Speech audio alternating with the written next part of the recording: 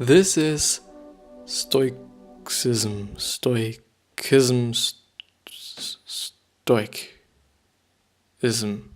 I think it's stoicism.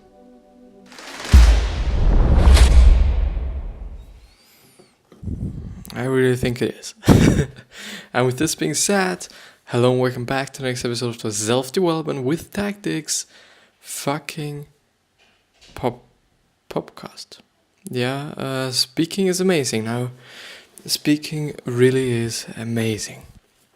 I think I gotta have to be a little bit more quiet because all the people around are sleeping and I do not want to actually kind of fuck them up.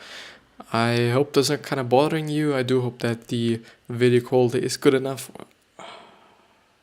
to never ever look directly into a light. It's not as good as it sounds. No, it really fucks you. But yeah, as I've said, we are going to go through the little book of Stoicism or Stoic, whatever it is.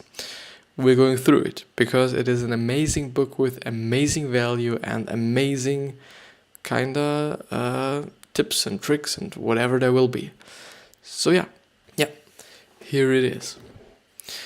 The last time we actually went through a little introduction about what Stoicism is and what its values are actually, and like what you can expect also from the book. So quite a small little summary of quite everything. I'm at the moment on the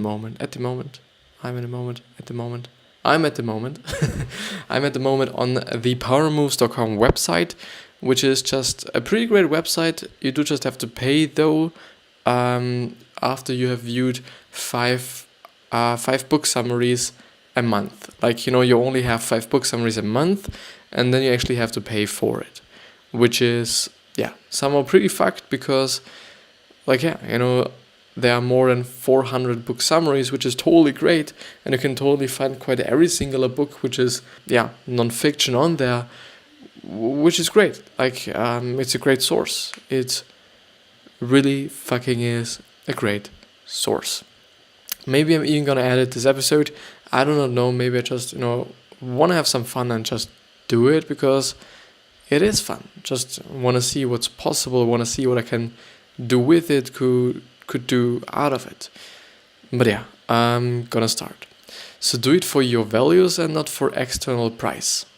So Salzgeber, the last episode, which was actually the first episode of this whole summary, I've always pronounced his name wrongly. I've said Salzburger or something because I cannot fucking read. It's Salzgeber or Salzgeber if you're pronouncing it in German. But yeah, so Salzgeber says that we must strive to be our best selves for ourselves and for the pleasure of withholding our values, which is totally true. Like, if you're only seeking for external shit, then you're just pretty much getting fucked if there is no external shit. But if you're just really going for your internal voice and your internal kind of satisfaction, you're gonna... Have I just fucked it? Oh my fucking god. It is so bright. But it looks good, the video looks good. So it makes sense because sometimes there is no external price or some external thing that you could just get, or you could just get use of for something, and therefore actually having some internal values and just being happy about it internally, or just thriving for it, or being motivated for it, or for doing it internally is very important. Because, as I said, if there is nothing in the outside, like if there is no external price, no external kind of just thing, then your whole drive goes away and your whole motivation is just gone. And that's fucked up. That's pretty much fucked up. But yeah, let's see. So chances are that we will also reap more life benefits when we strive to do our best. But we should never do it for the benefits alone, which, if they happen, are only the cherry on top of the pie. This also ties back on focusing on what you can control. The reward is not under your control. Your actions are. Makes sense somehow. It really makes sense. We can totally control our actions, but if we get something from it, like, if it was money, which is, because I've just said money, it is kind of obvious, and I guess, but I've kind of just lost what I was thinking about, which is just pretty unfortunate right now. Because it basically is, again, as I've been pointing out in the last episode, something that a lot of people in the self-development area or self-development space are actually, I guess a lot of them, at least it's Gary Vee, are putting out there, which is that you shouldn't actually work for money, but actually for being happy. And it's been one of the most important things for me since I've actually understood it, since I've actually heard it, because it makes sense. Like, you can make a lot of money, which is the external price. But if you're not happy doing it, and if you're just really not motivated doing it, because it's the thing that is really thriving you, it's the way to getting to the goal, if you don't like this, then everything is fucked. Like, the whole thing isn't just fun anymore. And money besides that doesn't make you happy either. Or either. I think it, both is right. Somehow. I'm not sure. But it will really fuck you. If the thing that you're doing is not making you happy, but rather the external price you're getting for doing this certain thing, it will really fuck you. Like, not just a bit, like, really. And because you just will get very, very unhappy. Like, if you're just doing something all day long, only because you just have to think about it. It's 8 hours a fucking day. It's not like, okay, it's an hour a day or something. 8 hours a day. That's quite the majority of your day. For the most part, like, it is not, but somehow it is. I hope you're getting me. But it's just a lot of time. 40 hours a week is just not nothing. Like, it's really a lot of time. And if you do not kind of enjoy this time you're spending while you're working, or you're not liking the thing you're working on, then you just don't like the whole time, and you're just losing a lot of time, which is just pretty unnecessary. Like, you could just do something else and just cope with actually earning less and living maybe a more frugal life than just working your ass off for something that you actually really hate. Like, yeah, it's very important for me to actually kind of spread this message that, yeah, money won't make you happy. Yeah, money won't make you happy. Yeah, money won't make you happy. And this is actually something that a lot of rich people have said. Just, all of them, quite all of them that I've been just listening to, that I've been reading, whatever it would be, or what it was. They all have said, like, okay, to some degree, of course, money will make you happy, because if you're having a lot of problems, then most of the problems, and this is the thing, are going to be solved by money. If you're poor and you do not have anything, money is just, the solution for it. If you just are ill and, something like this, then often the solution for it is money, because you cannot afford the proper treatment to actually get healthy again or something. Which is then pretty unfortunate, to be really honest. And this is just something to admit. Like, to some degree, it will totally make you happy or more happy. But when you're at a certain point where you do have an income, a proper income where you just can buy, or you can just sustain a great lifestyle, you do not have to be too frugal if it's not you, and you can also just, buy yourself medicine if you're getting ill, and you're just also able to kind of go to the doctors. But if not, it's pretty fucked. And if you're just, having more money than this, then yeah, it's there, you have everything, and you have more than everything. For sure, you can then buy yourself some luxurious stuff, totally, but materialistic stuff, in general, money won't make you happy. this is just the whole point of my fucking long story. So how to become a Stoic. Salzgeber dedicates a major portion of his work to teaching the readers how to become practicing Stoics. He lists 55, what the fucking hell, the different practices to get you well on the way to making you a happier, healthier and stronger human being. They are all great, and here I picked a few I particularly liked. The art of acquiescence, accept and love whatever happens. And I guess it's already a pretty great one, to be honest. So instead of fighting, aggressing, pushing back and complaining, try accepting instead. I believe this is an important message in a world of self-help that sometimes seems to perversely yell to people that you can't change anything, which is not particularly true. Yeah, maybe you can change quite a few things, but maybe you can also accept a few of them and move on? And especially for those things you can hardly change, the art of acquiescence or acquiescence will definitely, I'm gonna spell it, ACQUIESCENCE,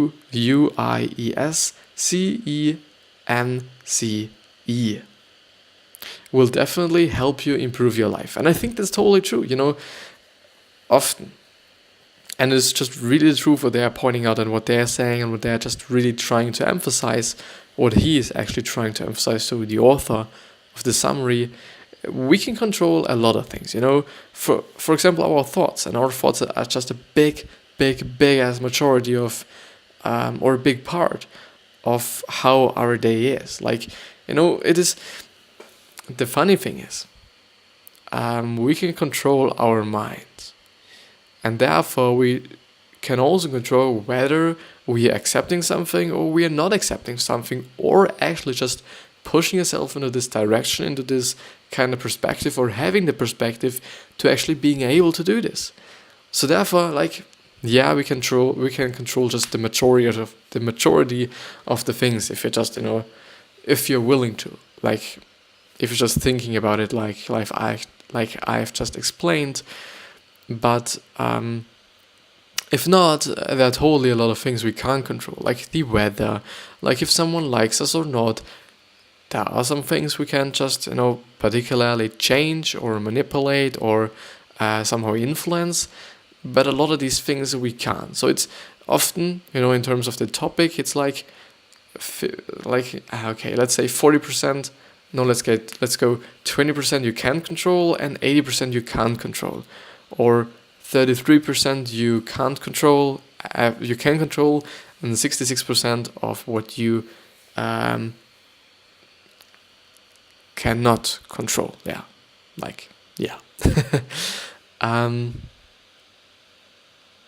So I particularly like Jonah's words when he says, "I try to accept everything as if I had chosen it." Sounds great. Yeah, and he recommends you check out this YouTube video. And then there is a YouTube video from Alan Watts, I would say, and it is called The Story of the Chinese Army. For all the people who are interested in it, I think you can search it up or look it up, or you could also just go to the powermoves.com website, also check out the little book of Stoic and go to the video. Maybe it is great, maybe I'll have a look at it afterwards. I've actually, by the way, been thinking about kind of reviewing and or reacting to videos as well, but I do not know if, in terms of copyrights and all this shit, if there's going to happen something to me, or if someone's gonna fuck me completely if I'm doing this, I see a lot of people do this, but maybe there are some just things you have to keep attention to. I just have to kind of read a little bit into it and get a little bit more knowledge about it. But yeah, maybe you have a look at it, and maybe you can tell me then. Just write it down in the comments, or DM me, or everything. Tweet to me, something like this. You could do everything. I would just appreciate every single thing, every single fucking interaction. To really be honest. So it's called Win at What Matters. It seems to be because there's some just note there. So here the author exhorts at focusing on what really matters for us and spending our time wisely. Because many of us live like we are going to live forever, squandering our time only to realize too late that we are running late. This is a message similar to the One Thing and Essentialism, both examples of Stoic philosophy finding its way into new quote-unquote texts. I'm sorry. Now my voice is gonna be fucked. So the One Thing is also one of the books that I've been featuring on this channel. It is a pretty great book, and I think everybody should have just, had a glance at least at it, because a lot of people like it, and a lot of people suggested it. I think also Bill Gates, if I'm just understanding correctly, or if I'm remembering correctly, sorry, and also one of these German millionaires and YouTubers who are just, putting out content on just business and all these things. He has also just featured, I think, might have been a year ago or something, this book. And I think Essentialism is also one that I've gone through. And yeah, so they're basically just, they are just about actually choosing, as the One Thing says, choosing one thing that's the most important one, and Essentialism only choosing the things that are actually essential for your life, if I'm remembering correctly. So the One Thing is definitely, you should focus on the one thing that is the most important thing. And I assume that Essentialism is about actually only choosing what is really essential. Equanimity Game. Here the author quotes Brian Johnson, a guy whom I also love and listen in my best free book summaries websites list. He actually put out a summary, or like a list of all the best book summary websites. By the way, I've also done one, and there should have been somewhere a card. So these kind of things where the eye is, and you can hit them, and they're actually called cards.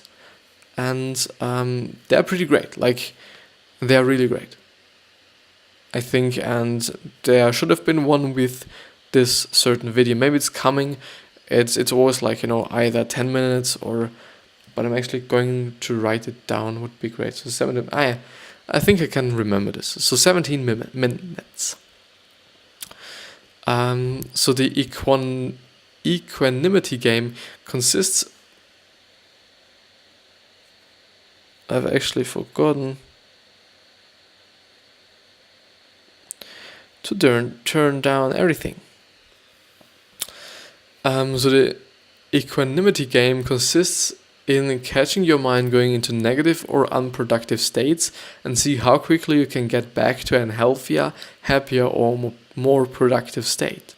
The equanimity game is like training for your mind, and the result is a strong mind and a happier life. Take action. By the way, to really not be a little too fast, we're gonna go through this today, I guess. It's been a little bit bad because, this last episode isn't that great because I can't kind of shout around and be too loud. Because as I said, everyone's sleeping and that would just fuck everybody off. Like, I'm not gonna do this, not gonna be too loud. I'm already, pretty loud with how I'm talking. But I would actually say that it is actually pretty important to see what's going on, and I think it's more like reflecting on what you're doing and reflecting on what you're thinking about. But I think it's also important in terms of actually negative self-talk. This is something a lot of people do in terms of jokes, most of the time, or just see them as jokes, like when they say, okay, no, I'm just too shit for this, ha ha ha. And at the end it's like there's something real behind it. It's not like it's a full joke. It's really like there's something serious behind it, and then it's like, okay, you're not bad, or you're not that shit at it. Don't just talk about yourself so negatively. Like, there are so many fucking people already talking about you, in a negative way. So you do yourself. You don't have to do it as well. Like, why? It doesn't make any fucking sense to fuck you over as well. Like, everyone's, doing it already. Like, you don't have to. Actually, also something that Gary Vee already spread, to be honest. So take action. The author reflects on how many of us allow rude behavior to go on unchecked while we bottle up our anger and steam inside, instead of simply asking the person to fix their behavior. That's very true and something that most of us can improve on, especially the more passive-aggressive ones. You can read more on 8 keys to eliminating passive-aggressiveness, assertiveness, how to stand up for yourself, and people skills, which are now 4 books, also featured on the powermoves.com website, it seems to be like. So if you want to check out the summary of these books, if you're dealing with aggression, which is actually my case, I'm really dealing with aggression. I'm just having to cope with it. And I've had pretty hard times, to be honest, because just recently, I think it was two weeks ago, I actually did something so that my physical education teacher actually decided to kind of put my name into such a book. Like, it's still a digital book, but it's like, okay, we are getting marks as well for our behavior in school. I do not know if there's something like this in other schools and other countries. I assume there is, because it would just make sense. Like, we wouldn't be the only one. Like, and the thing about this is I think that this kind of entry into this certain book, which is, if I'm translating it, just one by one, it's the class book. I guess it's not the thing in English, so maybe I'm gonna just look it up and see if there's actually a great. Please do not. Yeah, it's the class book, or register, or class register. Maybe something like this, if you're not there, this is also the kind of system they just put you in, if you're not there. And the problem behind this one is that actually I think the mark that I'm getting in terms of my behavior is going to be not an A. It's not going to be an A. It's not going to be just too good only because of this certain entry. And it's been for something dumb, the whole day was fucked up. I haven't been sleeping, and I've been just really acting like a stupid motherfucker. To be really honest, it's totally my fault. There's nothing to really complain about. Okay, it wasn't that meant, it wasn't that bad, wasn't it? It was bad. My behavior was fucked up. It totally was, and I have to kind of deal with it now. I really have. So and the real life applications. The little bit of Stoicism is all about practical applications, which is the bad thing about these summaries. Like, there was no practical stuff in them. Like, it's always in terms of how you're seeing it. So enjoy things in life without becoming materialistic. Saltzgaber says that Stoicism is about enjoying the beautiful things that life has to offer without clinging to them. And I love that. And this idea of loving and enjoying life, including material aspects of it, but without descending into a hedonistic treadmill of consumerism, is a concept I hold dear, actually. Dealing happiness from external circumstances.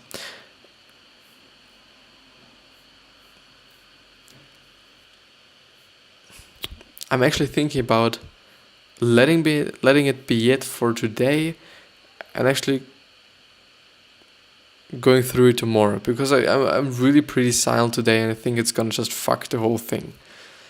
So I think I'm gonna do this, but maybe I'll just still wanna edit it, but I don't know. It's been pretty unsatisfying, to be honest, but that's it. That's really it, especially for the 300th episode or video on my YouTube channel. But with that being said, I wish you the best health, wealth, happiness, and success. And still remember how you're gonna be remembered. So do you want to be remembered as a good person or as a bad person? With that being said, I wish you the best.